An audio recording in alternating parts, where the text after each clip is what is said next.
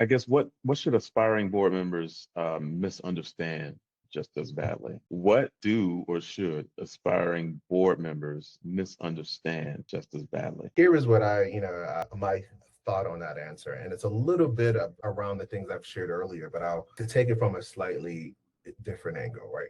Going back to being able to help them solve problems and the clarity and the speed of a decision.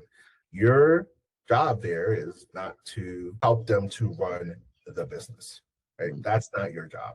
And I think something that board members can misunderstand is, hey, I need to be that involved in it, right? On the other side, I've seen it to the other extreme where you're there to help solve problems, but your contributions don't advance a decision or provide clarity to solving a problem.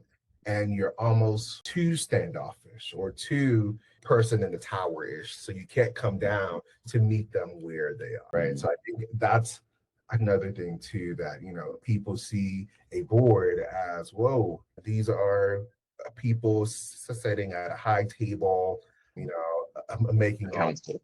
But the problem with the high castle mindset is that you don't really have an understanding of what's going down. So every often you need to come off your high castle and really have an understanding. And don't be afraid to get your hands dirty, like a bit, right? If you can solve a problem, that is the value, right? If you can send an email to somebody that will accelerate a critical decision or a business introduction, send the email. You can do it too. And now that's one thing that they don't have to do, but they still feel the same connection, the same power. In fact, your impact is felt even more. So if I could synthesize it succinctly, I would say, being a board member is a very privileged and prestige position, but don't forget what it's like to be a worker bee.